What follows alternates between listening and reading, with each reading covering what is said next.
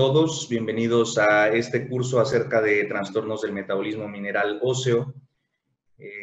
Mi nombre es Israel Campos, yo soy médico internista y nefrólogo en Morelia, México. Y el día de hoy vamos a revisar un tema que se llama adecuación de la terapia sustitutiva en pacientes con enfermedad renal crónica e hiperfosfatemia. Es un tema complejo, es un tema amplio y trataremos de, en forma breve, ver los aspectos generales más importantes. Vamos a tener dos objetivos muy claros. El primero es revisar las recomendaciones de monitoreo y tratamiento de hiperfosfatemia en pacientes con enfermedad renal crónica en estadio 5 y en terapia de reemplazo renal. Y cuál es el manejo de hiperfosfatemia en este grupo de pacientes. En los pacientes que están en diálisis, qué estrategias de adecuación de hemodiálisis, qué estrategias de adecuación de diálisis peritoneal podemos tomar en cuenta. Antes de iniciar con estos dos objetivos, me gustaría recalcar la importancia de saber que la hiperfosfatemia de forma aislada es imposible concebirla en el paciente con enfermedad renal crónica. Es decir, la hiperfosfatemia forma parte de un conjunto de trastornos en niveles y bioactividad de diferentes marcadores, entre ellos algunos que ya han revisado en este curso, como FGF23, calcio, vitamina D, paratormona. Todo esto es un conjunto y este conjunto lleva a enfermedad ósea, lleva a enfermedad vascular, lleva a enfermedad valvular y finalmente las manifestaciones que habitualmente nosotros vemos en nuestros pacientes, que la mayoría de ellos puede quejarse de dolor óseo, puede quejarse de fracturas. En algunos de ellos esto lleva a disminuir la movilidad, a impedirles moverse de forma libre y finalmente enfermedad cardiovascular. Y esto disminuye la calidad de vida, incrementa el riesgo de hospitalizaciones e incrementa el riesgo de muerte. Entonces, al estudiar hiperfosfatemia debemos recordar que se concibe como un todo o parte de todos los trastornos asociados a metabolismo mineral óseo en los pacientes con enfermedad renal crónica y no únicamente un trastorno independiente como es el incremento de los niveles séricos de fósforo. Entrando ya a nuestro primer objetivo, la pregunta que nos haríamos es ¿cuándo y con qué frecuencia se sugiere solicitar niveles séricos de fósforo en pacientes con enfermedad renal crónica que estén en terapia de reemplazo renal? Y la otra sería ¿cuándo se sugiere iniciar tratamiento relacionado al manejo de fósforo en este mismo grupo de pacientes? Para responder la primera pregunta, recordamos lo publicado en las guías de CADIGO de las más recientes de 2017, en donde nos mencionan cuándo y con qué frecuencia se sugiere solicitar estos niveles. En pacientes que tienen enfermedad renal crónica, estadio 3A hasta estadio 5 en terapias de reemplazo renal, recordemos que es importante basar la frecuencia del monitoreo, no nada más de fósforo, sino de calcio, de PTH, de acuerdo a la presencia y la magnitud de las anormalidades que veamos y la tasa de progresión de la enfermedad renal crónica. Específicamente, respondiendo a nuestra pregunta, ellos nos recomiendan medir calcio y fósforo sérico al menos una vez cada mes y PTH cada 3 a 6 meses. Entonces, ¿cada cuánto tendríamos que conocer el valor de fósforo sérico en nuestros pacientes? Cada mes sería lo recomendado en este grupo de pacientes que se encuentran en terapia de reemplazo renal.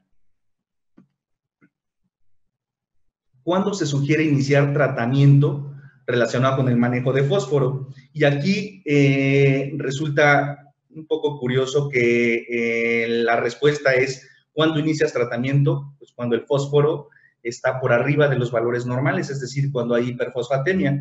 Y esto va ligado a la recomendación previa de estas mismas guías, en donde nos mencionaban que era óptimo mantener los niveles de fósforo en rango de normalidad. Ahora, en la actualización de estas guías, ya no nos dicen que debemos mantener los niveles en rango de normalidad, sino en aquel paciente que tenga hiperfosfatemia, tratar de regresarlo al rango de normalidad.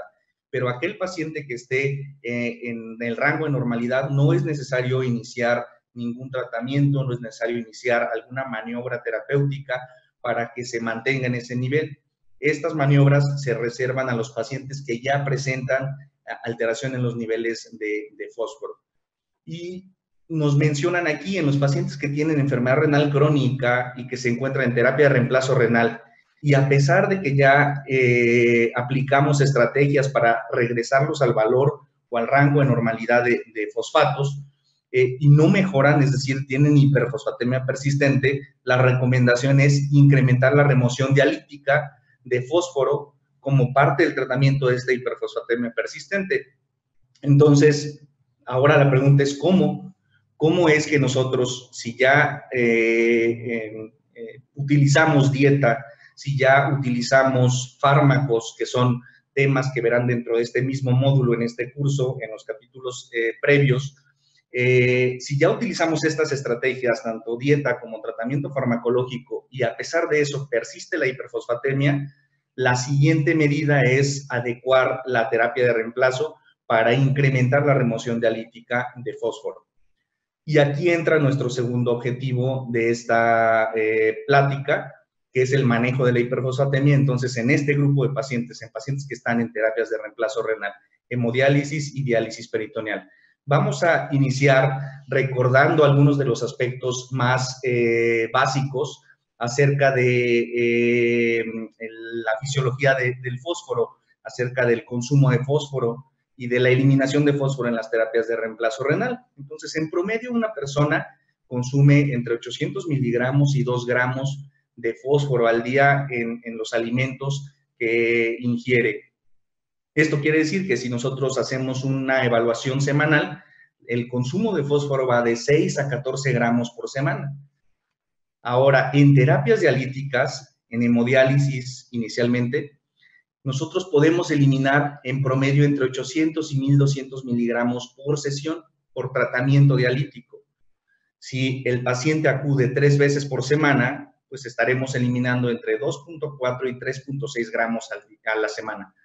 Si nosotros observamos, comparado con lo que ingerimos, es mucho menor la cantidad que eliminamos. Entonces, el fósforo empieza a acumularse dentro del organismo. Lo mismo sucede en diálisis peritoneal.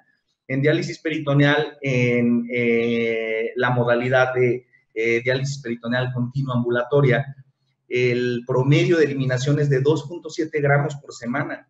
Es mucho menos de la cantidad que ingerimos. Es cierto, no todo el fósforo que ingerimos se va a absorber. Sin embargo, a pesar de que no todo el fósforo que ingerimos se absorbe, la cantidad de fósforo que podemos remover con las terapias dialíticas es muy poca o es menor a la cantidad que estamos ingiriendo. Por lo tanto, se requieren estrategias, entre ellas, ya dijimos, la dieta, los fármacos y algunas de las estrategias que veremos a continuación.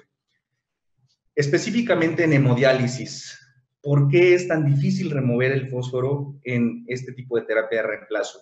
Hay factores que influyen en la cinética de fósforo, entre ellos el mismo peso molecular del fósforo, el peso molecular es de 96 Dalton. Sin embargo, nosotros podríamos pensar, bueno, el peso molecular parece ser bajo, pero es hidrofílico y se rodea de una estructura acuosa, lo que hace que parezca de mayor peso molecular.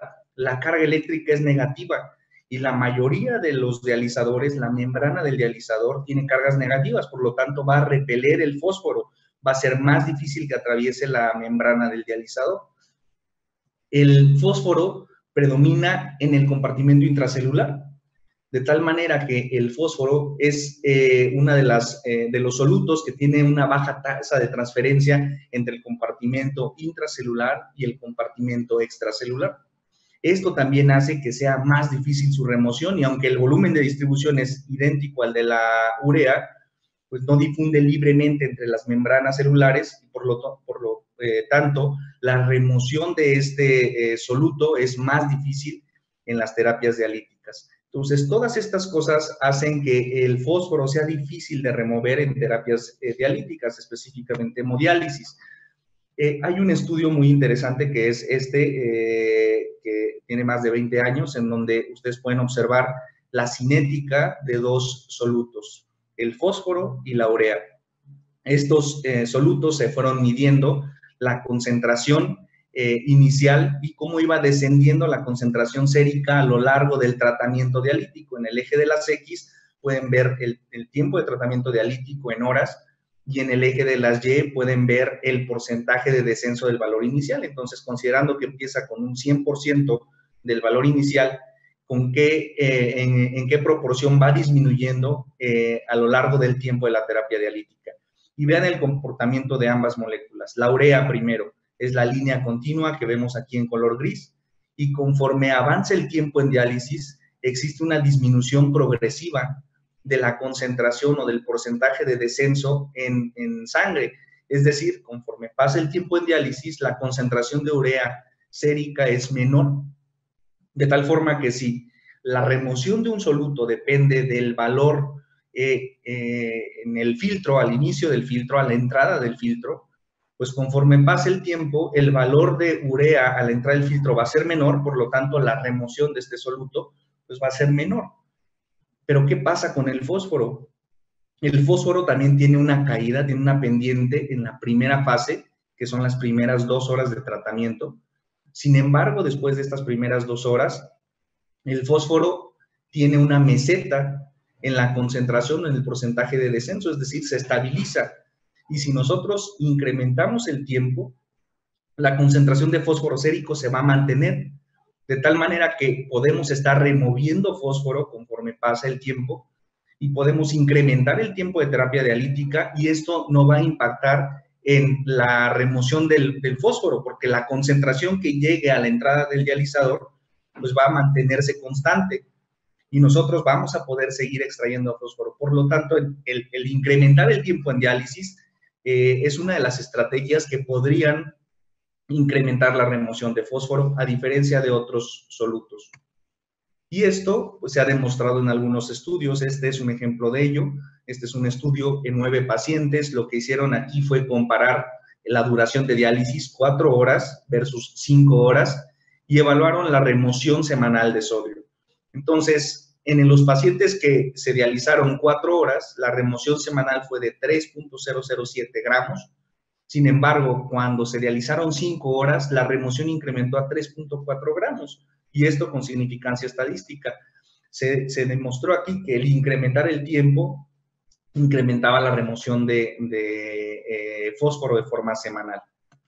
Este es otro ejemplo de cómo incrementando el tiempo podemos incrementar la remoción del soluto, el aclarado, el volumen aclarado total de ese soluto, específicamente fósforo. En este estudio, 9 pacientes en hemodiálisis convencional fueron llevados a terapias de 4, 6 y 8 horas. Entonces, estos pacientes entraron a terapias de 4 horas, las barras que están en color gris oscuro, a 6 horas, las barras que están en color gris claro, y a 8 horas las que están en color blanco.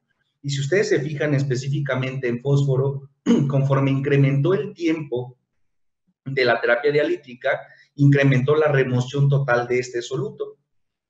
También incrementó el volumen total aclarado. Conforme incrementa el tiempo, incrementa el volumen total aclarado de fósforo.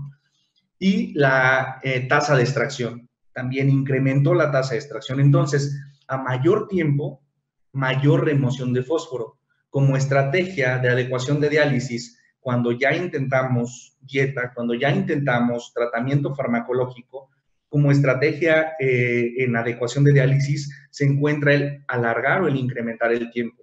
Y es mucho más evidente esto cuando comparamos hemodiálisis nocturna. Como todos ustedes saben, en hemodiálisis nocturna el tiempo incrementa, el tiempo efectivo de tratamiento incrementa, y estos dos estudios lo demuestran. El primero, hemodiálisis nocturna en casa, 6 tratamientos por semana versus hemodiálisis convencional, que son 3 tratamientos por semana, y existe una reducción de sodio, de fósforo mayor en los pacientes que se encuentran en hemodiálisis nocturna por el simple hecho de que incrementaron el tiempo de tratamiento. Ahora, hemodiálisis nocturna en centro, esto es en casa, esto es el paciente se conecta 6 veces por semana. Hemodiálisis nocturna en centro, el tratamiento 3 veces por semana, pero en lugar de 4 horas, que es lo convencional, se alarga el tiempo a 8 horas. Y también aquí se demostró que la concentración de fósforo sérico redujo de 5.9 a 3.7 en el grupo de hemodiálisis nocturna. Entonces, esto definitivamente comprueba que el alargar el tiempo, el incrementar el tiempo de terapia dialítica, permite una mayor remoción de fósforo. Ahora, no es la única estrategia que se ha intentado. ¿Por qué? Porque incrementar el tiempo también implica retos en la logística de las unidades de hemodiálisis. Como todos ustedes también sabrán, la cantidad de pacientes que requieren de terapia de reemplazo renal es muy alta e incrementar el tiempo implicaría el disminuir el tiempo en otros o evitar que otros entraran a este tipo de tratamiento. Por lo tanto, se ha tratado de buscar alguna otra estrategia que no tenga que ver con el incremento del tiempo, y entre las que se han tratado de analizar es el iniciar actividad física durante la diálisis, el ejercicio intradiálisis, el uso de 2 dializadores de forma paralela en un mismo tratamiento, la hemodiafiltración, la hemodiálisis diaria corta y obviamente lo que ya revisamos, la hemodiálisis nocturna. Vamos a ver algunas de estas y los resultados que han tenido con estas estrategias. La primera, ejercicio intradiálisis. ¿Cuál es el principio de esto? A mayor actividad física, en teoría, incrementaría la tasa de transferencia de este soluto, la cantidad del fósforo intracelular, permitiría que saliera del espacio intracelular al espacio extracelular y del espacio extracelular se permaneciera en el espacio intravascular y pudiera removerse durante el tratamiento dialítico. Ese es el principio detrás del por qué dar ejercicio o hacer ejercicio intradiálisis.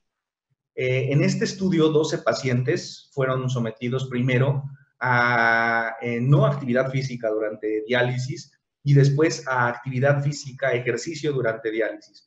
Y evaluaron la remoción de fosfato de forma semanal. Entonces, en la primera semana, sin actividad física, estos fueron los valores de remoción de fosfato. Y después comparan esto con actividad física durante hemodiálisis. Y si ustedes pueden ver, incrementa la remoción de fósforo sin actividad física aproximadamente 2.7 gramos en promedio en estos 12 pacientes y con actividad física en promedio 2.9 gramos, con una P de 0.02 que da significancia estadística. En este estudio ellos concluyen que sí, la actividad física aparentemente incrementó la remoción de fosfato comparado con el no hacer actividad física intradiálisis. Más tarde, en otro estudio, tratan de hacer lo mismo y comparan no hacer actividad física versus un estimulador muscular transcutáneo, es un estimulador que de forma eléctrica activa músculo, y movimientos cíclicos pasivos, nuevamente movimientos cíclicos pasivos con un ergómetro. Cuando comparan esto en 10 pacientes, son 10 pacientes que primero fueron a terapia dialítica sin actividad física y después fueron a cualquiera de estas dos opciones. Y vean cómo en ambas el no hacer ejercicio tuvo una menor remoción por tratamiento. En el estudio previo fue durante una semana, en este fue en una sesión única. El valor de remoción de sodio oscilaba en 1 gramo, quizá poco menos en promedio, como entre 800 y 900 miligramos. Pero cuando se implementó actividad física con TEMS, con estimulador muscular transcutáneo, la remoción de fósforo incrementó considerablemente en todos los pacientes. Lo mismo sucedió con los movimientos cíclicos pasivos con el ergómetro, de tal forma que el incrementar la actividad física durante diálisis también demostró que incrementaba la remoción de fósforo. Esta puede ser una estrategia adicional al incremento del tiempo en la terapia dialítica para intentar remover más fósforo durante hemodiálisis. ¿Qué otras estrategias? Hemodiafiltración. Este estudio, que parte del análisis del estudio CONTRAST, que es un estudio clínico controlado, aleatorizado, donde evalúan hemodiálisis versus hemodiafiltración, en este estudio compararon los niveles séricos de fósforo basales y a los 6 meses. ¿Por qué? El principio de esto, la teoría de esto es que en hemodiafiltración incrementamos la convección y al incrementar la convección, esta sustancia, el fósforo, que aunque tiene un bajo peso molecular, actúa o parece una sustancia de alto peso molecular, pues al incrementar la convección, incrementaríamos en teoría también la remoción de fósforo. Si nosotros tenemos hemodiafiltración, que es un tipo de tratamiento que incrementa la convección, pues pensaríamos que debería incrementar también la remoción de fósforo. En este estudio clínico controlado compararon hemodiálisis y hemodiafiltración en forma basal a los 3 y a los 6 meses. Remoción de fósforo. Entonces, la remoción no la evaluaron, evaluaron el fósforo sérico y estos son los valores basales de fósforo sérico. 5.18 en el grupo de hemodiafiltración, 5.10 en el grupo de hemodiálisis. A los 3 meses, el grupo de hemodiálisis prácticamente queda igual, 5.08. Sin embargo, el grupo de hemodiafiltración a los 3 meses tiene un valor menor a 5, tiene 4.9 y esto tiene significancia estadística. A los 6 meses todavía disminuye un poco más, 4.87, mientras que en el grupo de hemodiálisis convencional queda en 5. De tal forma que ellos concluyen que hemodiafiltración pareciera tener un impacto en el valor de fósforo sérico a los 3 y a los 6 meses. Pero más tarde, 2 estudios intentan comparar nuevamente hemodiafiltración versus hemodiálisis convencional. Utilizando al paciente como su mismo control, el estudio de Yin en 2015 lo que hace es evaluar hemodiafiltración en una primera fase durante 6 meses. Después, el mismo paciente que estaba en hemodiafiltración cambia a hemodiálisis convencional y después nuevamente el mismo paciente regresa a hemodiafiltración. Uno esperaría una curva en donde el fósforo sérico en hemodiafiltración disminuyera, después en hemodiálisis incrementara y otra vez en hemodiafiltración volviera a disminuir. Esa es la curva que esperaríamos pensando en los resultados del estudio previo. Pero en este estudio, en 57 pacientes con sus mismos controles, pues no se demostró esto que ya se había mencionado previamente. El fósforo sérico estaba en 1.58 milimoles. Después, cuando van a hemodiálisis convencional, 1.59. Y después en hemodiafiltración, nuevamente en este segundo periodo de 6 meses en hemodiafiltración, 1.61. Entonces, aparentemente no tuvo impacto sobre el fósforo sérico el tener a un paciente durante 6 meses en hemodiafiltración, hemodiálisis y nuevamente hemodiafiltración. Y el estudio de Cornelis, en este estudio lo que hacen es evaluar en 13 pacientes también sus propios controles, 4 estrategias. La primera es hemodiálisis, 4 horas. La segunda es hemodiafiltración, 4 horas. La tercera es hemodiálisis, 8 horas. Y la última, hemodiafiltración, 8 horas. De tal forma que el paciente entraba en los 4 tratamientos y se evaluaba el nivel, la excreción de fósforo, la remoción de fósforo. Y vean aquí lo que sucedió. En hemodiálisis durante 4 horas, la remoción de fósforo fue de 875 miligramos. Sin embargo, en hemodiafiltración 4 horas no incrementó considerablemente, fue prácticamente semejante, no hubo diferencia estadísticamente significativa. 875 hemodiálisis convencional 4 horas, 932 hemodiafiltración 4 horas. Cuando nosotros vamos a hemodiálisis 8 horas, en este grupo, los pacientes removieron 1.4 gramos versus hemodiafiltración 1.49. Realmente tampoco hay diferencia entre hemodiálisis 8 horas y hemodiafiltración 8 horas. Y lo que sí mostró diferencia significativa fue el tiempo. Aquellos pacientes que entraron 4 horas, independientemente del tipo de terapia, hemodiálisis o hemodiafiltración, tuvieron una remoción menor comparado con los que entraron 8 horas, independientemente del tipo de terapia, hemodiálisis o hemodiafiltración. Por lo tanto, esto refuerza la idea de que lo que se ha comprobado que incrementa realmente la remoción de fósforo es incrementar el tiempo de la terapia dialítica. Doble filtro dializador, un estudio que se realizó en 33 pacientes. Si nosotros tenemos problema para eliminar el fósforo con una sola membrana, pues lo que hacemos es poner un doble filtro de forma paralela, pensando en que esto incrementará la remoción de fósforo. Y estos son los resultados. Fósforo sérico prediálisis, el cambio que hay es prácticamente nulo, 1.98 con un solo filtro, 1.92 con 2 filtros en milimoles. El fósforo removido, fósforo total removido, 36.7 milimoles en el caso de un solo dializador, 36.2 milimoles en el caso del doble dializador. Por lo tanto, también esta estrategia, aunque tiene sentido, no demuestra el resultado que nosotros esperaríamos para la remoción de fósforo.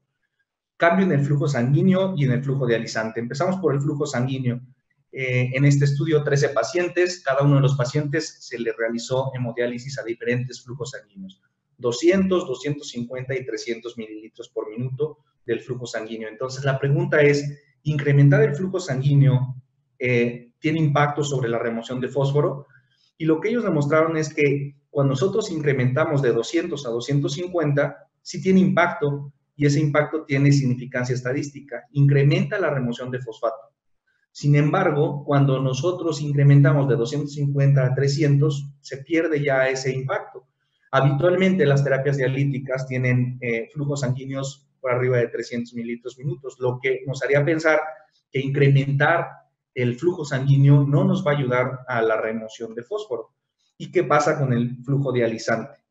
Este estudio comparó diferentes membranas dialíticas, diferentes dializadores, a diferentes flujos de líquido dializante, 350, 500 y 800. Y como podemos ver, el incrementar el flujo del dializante sí incrementó el aclaramiento de fósforo, de 168 a 178 con esta membrana cuando fueron 350 a 500, y de 500 a 800, de 178 a 194 mililitros minuto de aclaramiento. Entonces, el incrementar el dializante aparentemente sí incrementó la remoción o incrementó por lo menos el aclaramiento de fósforo. En conclusión, la remoción de fósforo mediante hemodiálisis es insuficiente en la mayoría de los pacientes en esta terapia de modalidad de terapia de reemplazo renal. Las características bioquímicas de la molécula del fósforo hacen que sea difícil su remoción. El incremento del tiempo de tratamiento de hemodiálisis es una estrategia que ha probado ser eficaz para el manejo de hiperfosfatemia. Este punto es importante porque si hay algo que lo ha demostrado y que ya quedó muy claro es esto, incrementar el tiempo, y que hay otras opciones como ejercicio tras diálisis, como hemodiafiltración, el uso de doble filtro, el modificar los flujos dializante, sanguíneo. Sin embargo, no han demostrado de manera contundente un efecto positivo en el incremento en la remoción de fósforo. Finalmente, ¿qué pasa en el paciente en diálisis peritoneal? En diálisis peritoneal hay un modelo, el modelo que todos conocemos, el modelo de poros, que explica cómo es que las moléculas son eliminadas a través de esta terapia de reemplazo. Hay poros pequeños, hay poros grandes. La mayoría de los poros pequeños, la remoción se hace por difusión, que es la gran mayoría de los solutos. Una pequeña cantidad se hace por convección, que son los poros grandes. Y nuevamente el fósforo tiene características que hace que sea difícil su remoción durante la terapia de diálisis peritoneal. ¿Cuáles son estas? Las bisbas, aunque es un peso molecular bajo, 90 daltons, el radio de 2.3 Armstrongs parece pequeño, pero al ser una molécula hidrofílica, va cubierta de una solución acuosa, y esto hace que sea difícil que pase. Va ligado a proteínas, 15% del total del fósforo va ligado a proteínas, también hace difícil que lo pase. Ya dijimos, el fósforo tiene carga eléctrica negativa, y la pared del capilar del peritoneo también es negativo, también va a repeler el fósforo, y todo esto dificulta su remoción, que va a depender entonces del gradiente osmótico, del gradiente eléctrico y del transporte activo incluso dentro de la membrana peritoneal. Entonces, esto explica por qué también en diálisis peritoneal es difícil la remoción del fósforo. Ahora, el aclaramiento de fósforo a través de la membrana peritoneal es muy parecido a la creatinina, es más parecido al aclaramiento de la creatinina que al de la urea. En algunas ocasiones se trató de mencionar que en diálisis peritoneal el aclaramiento de creatinina podría ser un subrogado del aclaramiento de fósforo. Sin embargo, como veremos más adelante, no siempre esto es real. Este estudio lo demuestra. Aquí está la correlación entre el DP de creatinina y el DP de fósforo. Este es el DP de creatinina, y vean la correlación que existe. La correlación es de 0.86 con significancia estadística. Entonces, cuando el DP de creatinina incrementa, también incrementa el DP de fósforo. Cuando el DP de creatinina disminuye, también disminuye el DP de fósforo. Y esta correlación hizo pensar que podría ser un subrogado el DP de creatinina. ¿Cuál es la remoción semanal de fósforo en las terapias dialíticas por diálisis peritoneal? Esta es terapia automatizada, esta es terapia continua ambulatoria, y vean cómo la remoción es prácticamente la misma. La remoción semanal de fósforo es de 2.7 gramos en el caso de la automatizada, lo mismo que en el de la terapia dialítica en este estudio publicado en 2006.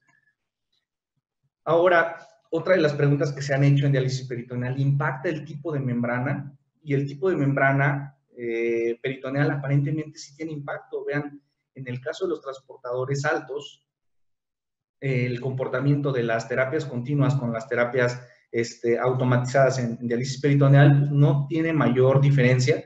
Sin embargo, el transportador promedio alto, el promedio bajo y el bajo, sí hubo diferencia en el aclaramiento de fósforo peritoneal. Pero decíamos, esto sucede realmente, estos estudios son estudios pequeños en los que intentaron evaluar estas diferencias, pero cuando se hizo un estudio más grande, 380 pacientes en diálisis peritoneal prospectivo, una corte prospectiva, evaluaron la remoción de fósforo y vieron que sí es cierto que a mayor DP de creatinina, también hay mayor DP de fósforo, pero cuando compararon, dependiendo del grupo al que pertenecían, el transporte de membrana peritoneal, bajo, promedio bajo, alto y promedio alto, es diferente el comportamiento. Vean aquí como el DP de creatinina está en este rango, mientras que el DP de fósforo se encuentra acá. Aquí el DP de creatinina está en alrededor de 20, 22, y aquí incrementó hasta 35%. De los pacientes tenían estas diferencias. Entonces, se preguntaron, ¿es real que exista el DP de creatinina como un surrogado del DP de fósforo? Y pues ellos concluyen que no, y concluyen que no porque depende del tipo de transporte peritoneal el resultado en el DP de creatinina y el DP de fósforo. ¿Y qué pasa no nada más con el DP de creatinina y fósforo, sino la remoción? Y esto es el aclaramiento semanal de fósforo a través del peritoneo. Y este es el grupo de los transportadores altos, promedio alto y alto, y transportadores promedio bajo y bajo. Y vean cómo en diálisis peritoneal automatizada, el aclaramiento semanal es menor comparado con diálisis peritoneal continua ambulatoria. Entonces, el grupo de diálisis peritoneal continua ambulatoria, independientemente si tenían un recambio nocturno o no, o si tenían un recambio diurno o no, en el caso de la automatizada, el aclaramiento del fósforo fue mayor en diálisis peritoneal continua ambulatoria. De tal forma que, en conclusión, para adecuación de diálisis peritoneal, no solo debemos basarnos en KTB de urea y el tipo de transporte de acuerdo al DP de creatinina, sino también requerimos la evaluación del tipo de transporte peritoneal de acuerdo al DP de fósforo. En varios estudios se ha demostrado que existe una mayor remoción de fósforo en diálisis peritoneal continua ambulatoria comparado con diálisis peritoneal automatizada, independientemente del tipo de membrana peritoneal. Y, por lo tanto, en aquellos pacientes que estén en diálisis peritoneal automatizada y tengamos hiperfosfatemia, una de las estrategias que podemos considerar es cambiarlos a diálisis peritoneal continua ambulatoria o incrementar el tiempo de duración de los recambios de líquido. Específicamente en aquellos transportadores que sean transportador promedio bajo y bajo. Esto sería lo que revisaríamos respecto a la adecuación de las terapias dialíticas. Espero que sea de utilidad y que sirva de provecho para comprender el resto de los temas en este curso. Muchas gracias.